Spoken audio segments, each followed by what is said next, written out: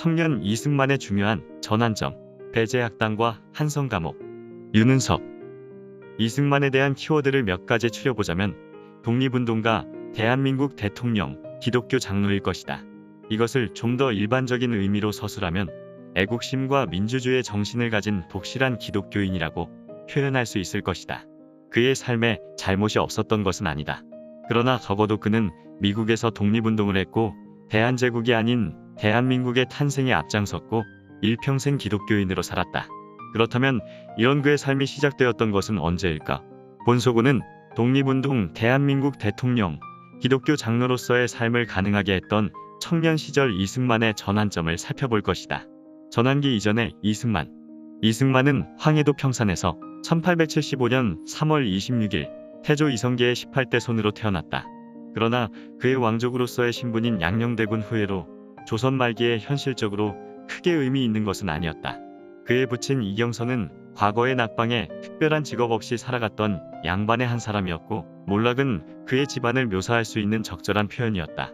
그의 어린 시절 삶은 두 가지로 요약할 수 있는데 하나는 종교이다. 그의 부친은 왕족의 후예로 이승만을 유교 정신에 충실한 선비로 키우고자 했다. 모친은 독실한 불교 신자였는데 모친이 절에서 제사를 지내고 용꿈을 꾼 이후 이승만이 태어났다는 사실은 그의 불교적 배경을 잘 설명해준다. 이승만은 어린 시절부터 불교의 영향을 많이 받았고 생일마다 모친과 함께 사찰에 가서 복과 장수를 기원했다. 그는 어려서부터 입신양명을 위한 한학 공부에 몰두했다. 양반으로서 몰락한 가문의 위신을 다시 세우는 길은 오직 과거 급제뿐이었다. 이에 서당 훈장의 딸이었던 모친은 이승만에게 천자문을 가르쳤고 모친의 열정적인 교육열로 인해 6살에 천자문을 암기했다. 또한 그의 가족은 이승만이 3살 때 서울로 이사를 했는데 이것은 아들의 교육을 위한 모친의 결정이었다. 그는 1887년경 과거에 도전할 때까지 몰락한 가문을 살리기 위해 한학 공부에 열중했다. 하지만 그의 목표는 현실로 이루어지지 않았다. 1887년부터 시작한 그의 노력은 1894년 가보개혁으로 과거제도가 폐지되면서 사실상 물거품이 되고 말았다. 그동안 해오던 한학 공부는 더는 출세의 수단이 되어주지 못했다. 하나의 목표를 위해 정진해온 사람에게 목표의 상실이 얼마나 큰 실망이었겠는가? 그러나 실망은 더 큰 전환을 위한 새로운 기회였다. 그로 인해 그가 기독교 학교인 배제학당에 다니게 되었기 때문이다. 배제학당 민주정신 습득의 장소. 한학에 천착했던 이승만은 사실 구시대의 사고와 정신에 갇혔던 인물이었다. 그러나 그에게 서방 정신을 배울 기회가 생겼는데 바로 서당에서 함께 공부하던 심금우가 그에게 배제학당을 소개해 주었던 것이다. 배제학당은 아펜젤러 선교사가 1886년에 설립했고 이후 관직에 등용문이 되곤 했다.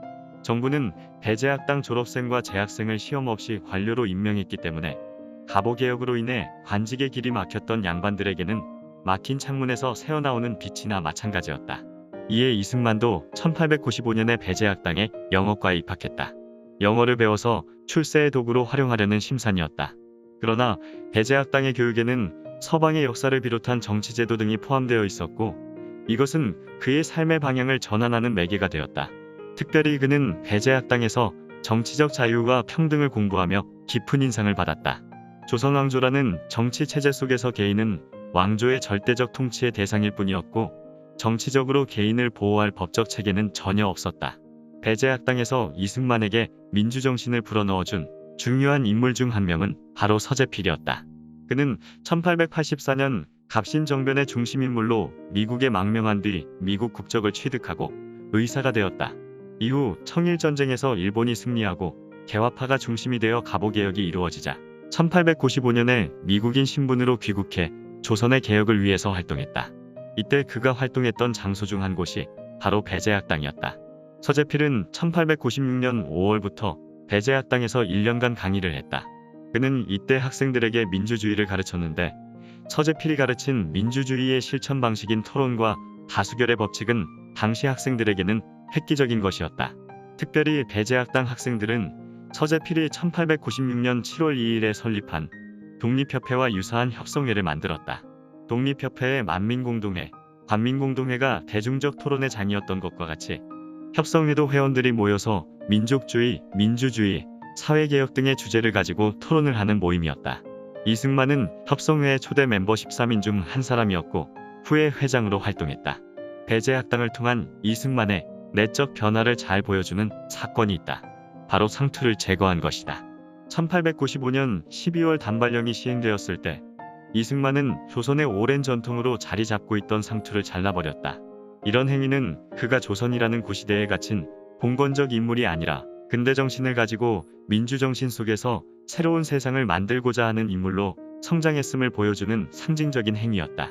그의 내면에 분명해진 독립정신과 민주정신을 확산시키기 위한 도구는 신문이었다. 1898년 1월 그를 포함한 배제학당의 협성회 회원들이 협성회 회보를 창간했다. 그는 협성회보의 주필로 활동하며 주간신문인 협성회 회보를 일간신문으로 확대했다. 또 매일신문을 창간했으며 제국신문의 창간에도 동참했다. 이 신문들은 그가 배제학당에서 배운 민주정신과 독립정신을 확산시키는 하나의 도구였다. 한성감옥 기독교 신앙을 향한 첫걸음. 그는 독립협회에도 참여했다. 수구 세력과 충돌은 있었지만 대중의 지지를 받는 이승만 등 독립협회 회원들은 수구 세력의 회유 대상이 되었다. 1898년 11월 19일 이승만을 비롯한 독립협회 회원 17명은 중추원 의관의 자리에 올랐다. 이때 이승만은 박영휴를 중추원 의장으로 추천한다. 당시 박영휴는 갑신정변을 통해 새로운 내각을 수립할 계획을 세웠는데 이승만은 여기에 가담했다. 그 결과 1899년 1월 5일에 이승만은 중추원 의관에서 해임당했고 박영휴의 쿠데타 음모가 발각되어 그해 1월 9일에 경무청에 체포되고 말았다. 이승만은 투옥된 지 20일 후인 1월 30일에 감옥으로 반입된 권총을 가지고 최정식 서상대와 함께 탈옥했다. 그는 감리교 선교부로 도망쳤지만 곧 다시 체포되었고 탈옥을 이유로 사형을 선고받았다. 사형수로 한성감옥에서 수감 생활을 하는 그는 삶과 죽음의 경계에 있었다. 같이 탈옥을 시도했던 최정식과 서상대는 사형을 당했다. 10kg의 칼을 목에 쓰고 고문의 후유증 속에서 사형을 기다리는 이승만에게 일상적 평화는 거리가 멀었다. 죽음이 목전에 다가온 사람은 죽음 이후를 생각하는 경향이 있다. 이것은 6.25 전쟁 당시 수많은 군인이 죽음의 현장 속에서 기독교 신앙을 갖게 된 것에서도 찾아볼 수 있다. 죽음의 위기가 인간을 종교적으로 만드는 것이다. 이승만 역시 삶과 죽음의 실존적 위기 속에서 죽음 이후를 생각했다. 그는 한성감옥에서 선교사를 통해 영어로 된 신약 성경을 받을 수 있었다. 이 성경은 죽음을 기다리는 그의 유일한 친구이자 신앙인으로서의 계기가 되었다. 그는 성경을 읽으며 배제학당에서 들은 설교를 기억했고 자연스럽게 설교 때 배운 기도를 하게 되었다. 그의 기도는 단순했다. 먼저 자신의 영혼 구원을 위해 그 다음은 나라의 구원을 기도했다. 이렇게 감옥의 깊은 곳에서 하나님을 찾자 그의 마음에는 기쁨과 평화가 임했다. 불교와 유교의 전통이 있던 그가 기독교 신앙 체험을 한 것이었다. 사도행전 2장에는 성령의 임재를 경험한 예수님의 제자들이 담대하게 복음을 전하는 장면이 나온다. 자신이 겪은 깊은 기독교 신앙 체험은 증언하게 되어 있다. 이승만 역시 죽음의 고통을 느끼던 때 경험했던 신앙 체험을 주변 수감자들에게 전하기 시작했다. 그 결과 40명이 넘는 수감자들이 개종했다. 여기에는 이상재, 이원금 등의 양반도 포함되었다. 더 나아가 이승만은 감옥에서 의미 있는 삶을 찾았다. 그것은 감옥에서 학교를 만드는 것이었다.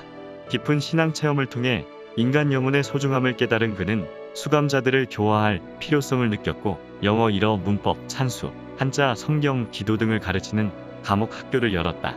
또한 선교사들이 감옥에 반입해주는 서적들로 옥중 도서관을 만들었는데 감옥 서장이었던 김영선은 이승만의 활동을 적극적으로 도와주었다. 도서관의 책은 주로 기독교 서적이었고 당시 선교사들이 발행하던 그리스도 신문, 신학월보도 있었다. 이승만의 기독교 신앙 체험과 개종이 중요한 이유는 그의 정치 사상과 기독교가 연결되었기 때문이다. 그는 배제학당을 통해 민주정신을 배웠고 독립을 위한 자주의식의 중요성을 깨달았다.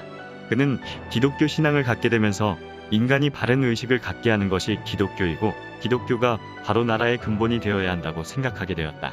한성감옥은 그의 정치관과 신앙관이 절묘하게 조화를 이루는 장소가 되었다. 정리하면 독립운동가, 대한민국 대통령, 기독교 장로의 씨앗은 청년 이승만의 배제학당과 한성감옥 시절에 뿌려졌다는 것이다. 그 씨가 자라서 이승만을 활동할 수 있게 했으니 그런 점에서 청년 이승만의 전환점은 그의 생애를 이해하는 출발이 될 것이다.